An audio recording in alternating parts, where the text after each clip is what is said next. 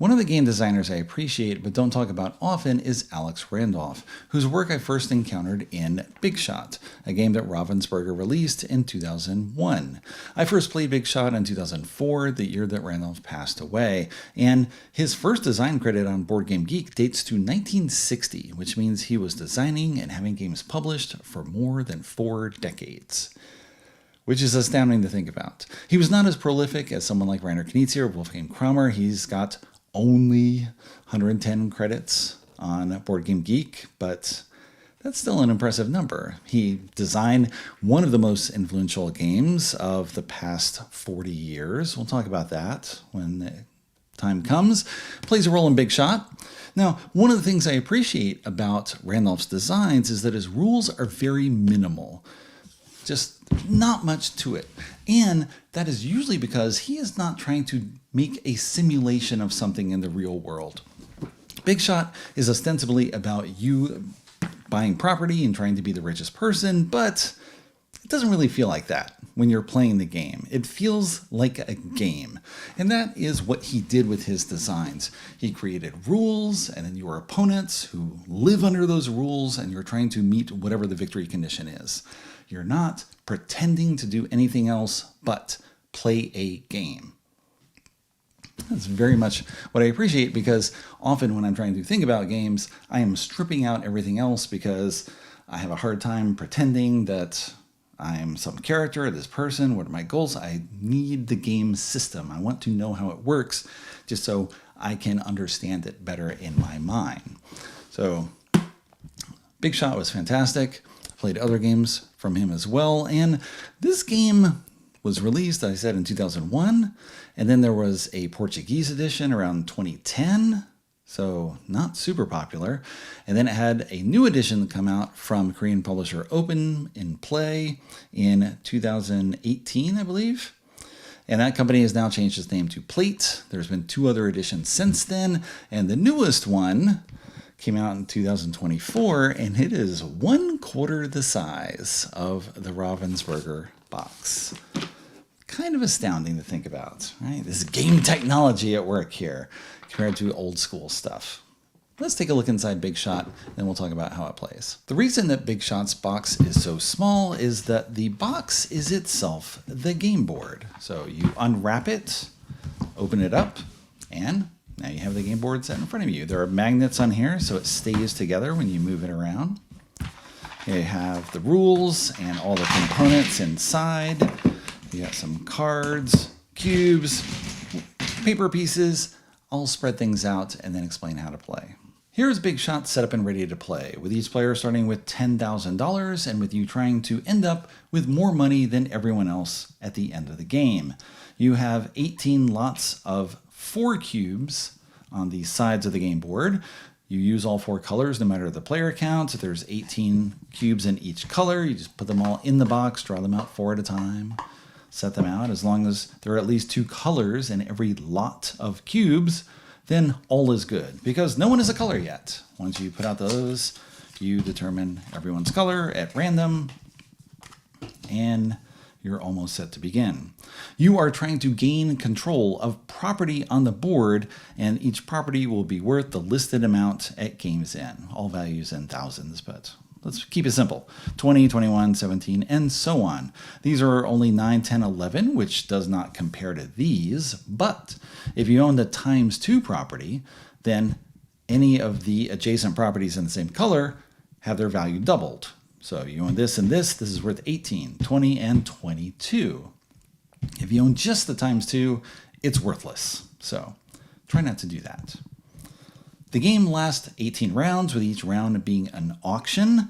The starting player rolls the die, moves this figure that many spaces, and these are the cubes up for auction. Very straightforward auction.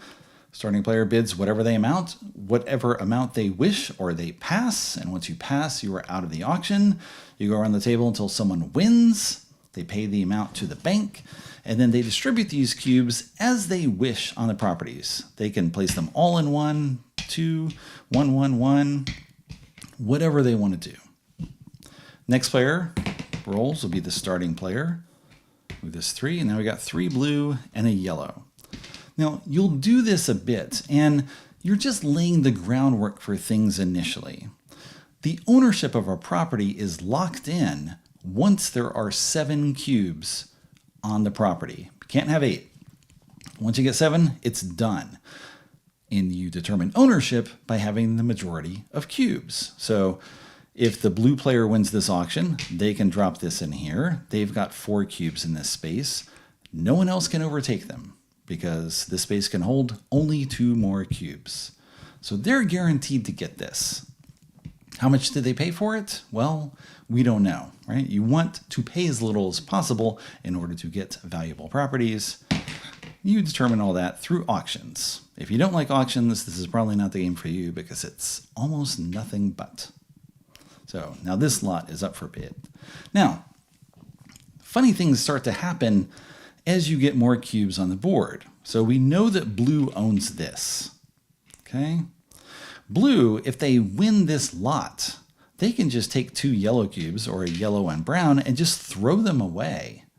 So you are nullifying what someone else can do with their cubes. You're wasting those cubes, just throwing them away. And then at the end of the round, you just mark it like this. So everyone knows blue owns this. They've got 18 coming to them at the end of the game. Okay. Now, if someone else wins, they might decide, well, blue's already winning this. Heck, we'll just throw the blue one in here. So this blue is wasted. So you have 18 cubes with which to gain ownership of property, and you want to use them as efficiently as possible. So get something like this. Maybe yellow goes here. Okay. And we continue. So let's say 1, 2, 3, 4, we go over here. I'm going to just make up my examples from this point on. We've got this up for bid. Once you start having some cubes on the board, you get an idea of who has a stake in a region. Red cares about this. Brown cares about this. Of course, everyone can care about everything because no one has a stake in these yet. But having a stake in something doesn't mean you will necessarily own it. If the red player wins this auction, they could throw all of this in here. And now you have a tie for first place. 3 yellow, 3 blue, and 1 red. And in this game, ties are ignored. Yellow and blue knock each other out, and red gets this 20 value property for 1 cube. So yellow and blue have wasted their resources. Red has been efficient, again, depending upon what they paid. You don't know what they paid, but these are thrown out. So trying to engineer ties that will work in your favor is a huge part of this game. And you have to be aware of that as you play. So let's roll a die. We've got this, 3 yellow and a blue. All right.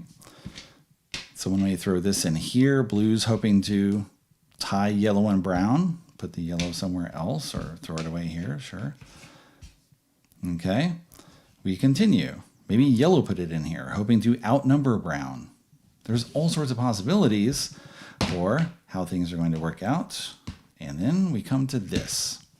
So if blue wins this, then blue can win this property. If yellow wins it, they go here. If brown wins it, they go here. Red wins it, well, they're going to do something else with these. Why would red bid when red is not here? Because you can still affect things on the board depending upon the setup of the cubes.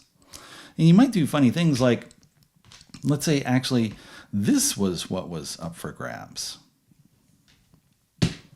Okay, so we go here. If yellow wins this lot, the auction lot, they can put a yellow and a red or a blue, and now they own this. Okay. Blue cannot gain ownership because there's not a yellow and brown to put in here.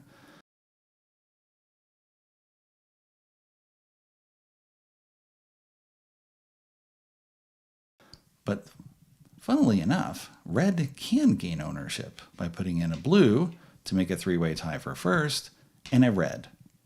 And once again, sneaky red throws these away, and gains this for 1 cube, and still has these available. So you are trying to constantly set up situations in which you can gain ownership with as few cubes as possible. Where the next auction will happen is just random.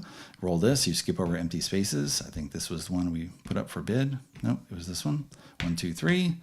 Now we've got this. None of these have 3 spaces, so this will not resolve anything. This, obviously blue owns it. 1 cube can be tossed in there, junked. Okay, so right now the bids will probably be pretty low because nothing will be owned. But whoever wins, well, they can do funny things like, well, I'm just going to throw blue in here, and I'll throw all this here, and we'll go here, right? Let's say brown wins this. Starts a competition. People fighting. You want to set your opponents against one another to bid higher, or possibly set yourself up to take over. All right, lots of stuff going on. Okay, you start with 10,000, which is not very much, and you will run out of it quickly in this game. You can take a loan. So during each auction, you can take a loan, okay, and at the end of the game, you will owe $10,000, and you pay the interest in advance. So when you take this loan, you actually get only $9,000. So I'll put a 10 here, put back the 1. Okay, so you pay the interest, you're going to owe 10 at the end of the game. Hopefully you do something with this money to make it worthwhile. If you take another loan, well, now you get only 8. All right, the interest increases. You get another loan, you get only 7. You get only 6, and so on. So you better make those loans worthwhile. I've seen people win with 4 loans. I've seen people win with 1 loan. It all depends upon what everyone is doing with their money, how freely they are spending it in all the auctions, how competitive things are. The games vary a lot, depending upon how the cubes come out in the auctions and how people bid and who's trying to fight one another. So again, you may get something where, all right, brown wins here, or sorry, this lot is up for bid. You can just throw this over here and again, try to engineer something. Throw brown in here. Now everyone's competing against themselves. Okay. There's all sorts of ways to set things up, and you want to just like leave possibilities, right? You may do something like this down the road. All right, brown's got a stake here. How many cubes does everyone have left? I mean, blue has only 6 cubes at this point. How much more are they going to be able to own? Well, it depends upon how the cubes come out and how everyone bids, right? That's it. 18 auctions. It's very straightforward, but how the results of those auctions come into play and set people against one another, that's the beauty of the game. That's all it is trying to work that out. And eventually, you'll get down to the last lot. Everything will be resolved, right? Whatever has 7 cubes, we marked it sold. And if there's stuff that's left over, right? Let's say you just end up with something like this. No one owns this because there's a solid tie for first. So these just get removed. This is owned by red. So everything is resolved at the end of the game in favor of who has the most cubes in it after you disregard ties. So you have an incentive to spread your cubes out on the board, and then other people have an incentive to tie you. So at least you don't get that, right? Although they could have gone there and they would get 11, which would work out better for themselves, right? This tie for first, tie for second, no one gets it. So someone would definitely have put a cube in here to resolve this situation. 1 brown, brown gets it. 1 red, red gets it. 1 blue, yellow gets it. 1 yellow, blue gets it. Everyone has a chance at winning that property. Just how much you want to pay for it. And what else are you going to get in the lot? So again, you get this, red can drop that in there. They still have 3 other cubes to play around with. And so again, tie, tie, cement my lead. So now these people have to fight it out. You keep going until all the 18 auctions are done. You see how much value everyone has in property. You add that to their cash remaining on hand. You subtract 10 for each loan they have, and whoever has the highest number wins. Before we talk more about the game, let me show you what's inside this box for comparison. This box size has been used on the German market for decades. As was often the case, the rulebook had rules in 5 languages because Ravensburger is catering to most people in Europe, or as many people as possible.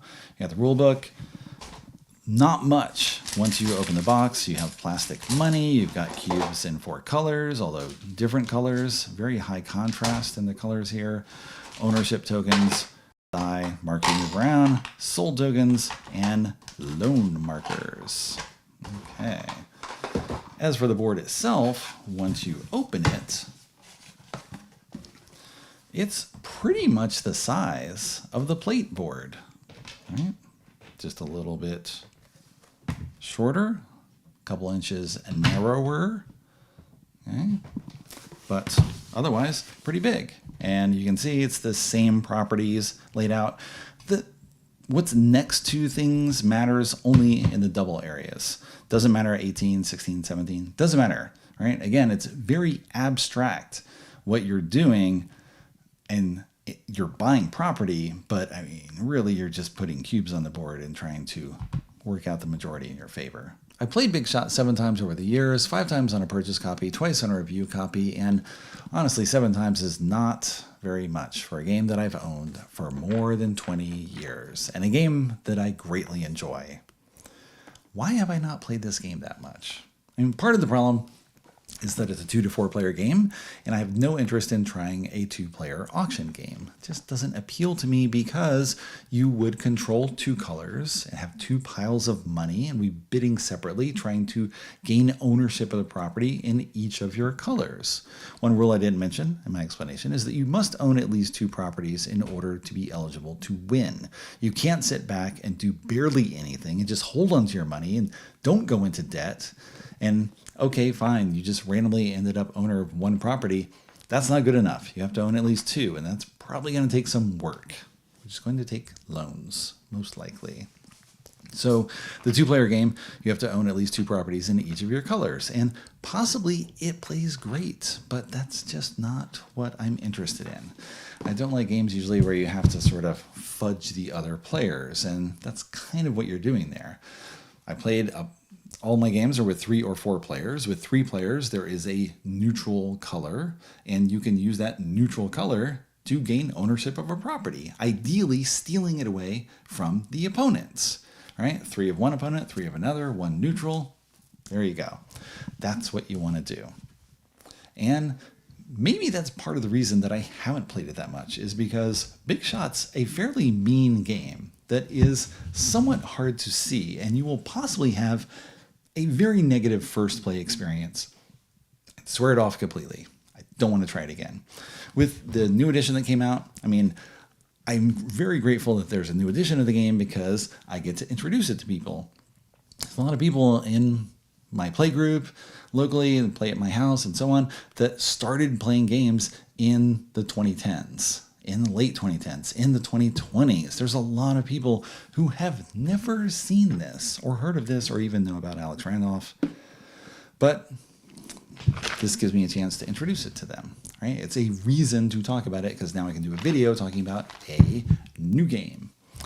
And did a 3-player game. I tried to make it very clear how the ownership of a property works, how it be allocated, how you can steal it with very few cubes, and yet I won auctions repeatedly that were very favorable to me.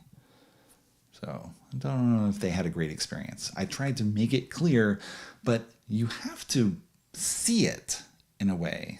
It is a skill to be able to see how to allocate things and make them work in your advantage and how to set up something in the future, and you see what lots are remaining.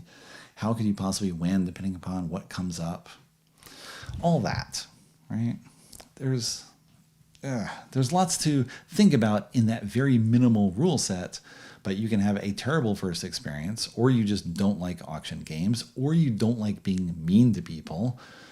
A lot of games on the market these days are very nice, friendly, more solitaire-ish. I do my thing, you do your thing, we see who ends up with the most points. That's not what this is. This is extremely cutthroat, which is cool, right? We're all competing in the same space. This is what I generally enjoy with games. And so maybe I just need to push it more on people. Keep it front of mind. It's easy to forget a game after a while, especially when you're writing about games full time and all these new games are coming in and there's always something new to cover. And so the favorites get left behind. Kind of a bummer, really, but that's how things happen. Now, Big Shot includes an element from an earlier Randolph game called Holster Geyer. There's lots of different names it's been published under over the years. Beat the Buzzard is an English one. And that game is even more simple than Big Shots. Each player has a deck of cards from 1 to 15. There's another deck of cards from 1 to 10 and -1 to -5. And you turn over one of those cards at random, and everyone bids with a card simultaneously. And if it's a positive number, the highest bid wins, except ties are thrown out. And if it's a negative number, the low bid wins, except again, ties are thrown out. So that's it. You go through 15 auctions in Holster Geyer, and then you see who has the biggest sum and wins. So it's a game where, okay, the 10 is revealed. You think everyone's going to play their 15, but if you all play your 15, then no one gets that card. So I'm not going to play a 15. I'll play a 2. If everyone else plays 15, I'll get it for a 2, which is a great use of my money and my currency in the game. But of course, other people think the same things, and maybe only one person puts out a 15. So it's extremely straightforward, and really, the first time you play, it's not much, but you play again repeatedly with the same people, and then you're like, oh, that's what they did last time. Are they going to do this again? What do I expect them to do? Just little mind games. That's all it is. And that is at play in Big Shot with the ownership of properties, where again, ties are unfriendly, but it has this auction element, bigger auction element that you get to divide the cubes. So Holster Geyer has been used a lot. That idea of throwing out ties. It's an easy thing to do to create competition and give people a chance to come back from behind because they can win something with less. It's a fantastic little design quirk. And I don't know what the real world equivalent would be of that. Why do two people lose if they tie? That is not how property ownership is determined. Right? If two people tie, you then go back to them and you get new bids that will be higher. But not in game land, not in the Alex Randolph world. Right? Ties are bad, out. You guys thought the same, and therefore you both lose. So Big Shot reuses that Holster Geyer thing and creates a fantastic, challenging game that is mean and very interactive with people trying to do things. The only bad thing I can say about the game, not this one. I mean, this one has a lot of air in it. Right? The game board pretty much fills up the box, so it's understandable to use a box of this size, but modern game technology, now you get something smaller. The owner of Plate, I've talked with him, and he's very much about making games as small as possible. Right? Why make something bigger? Let's do it this way. And so we use these magnetic boards, double layer board, and you can make a box with it. And they've done this for many games that they've come out with. Right? Here's Eric Sullivan's Billabong Race, another old game that is back on the market, a new edition. I'm very grateful Plate is doing that, bringing back these older games. Works the same way. Got Sid Sackson's Can't Stop, same thing. The only drawback with this system, you see it in Can't Stop, in that things sort of move a little. You can see like in the background here, because this one does not have a box inside. And so it's much easier to squish because it's just the lid is magnetized on the top, but it can just open and then pieces come out. Right? or that moves around more, where both of these have a box inside them and are much more solid and do not move. All right, again, this one has a double board. So in general, the small box size is great, but especially when they have something holding the material inside. So there you go. It's a fantastic game back on the market. Maybe it's for you. Maybe you want that mean experience, right? Again, something you can teach very quickly and just have people discover through play. You don't have to go into details about, how you can win over and over again with a tie. I mean, you have to explain that ties are thrown out, but again, until players see it for themselves, it's all very conceptual. And then the first time it happens, they're like, oh, I just wasted so much money putting in all these cubes. Or again, I own something with 4 cubes and then other people just shove more cubes in. All your stuff goes away. So, great, simple game. Glad it's back on the market, and I'll try to play it more. We'll see if I can make that happen. Often when I do videos, it just never comes out again. But honestly, come on. I need to play this game more.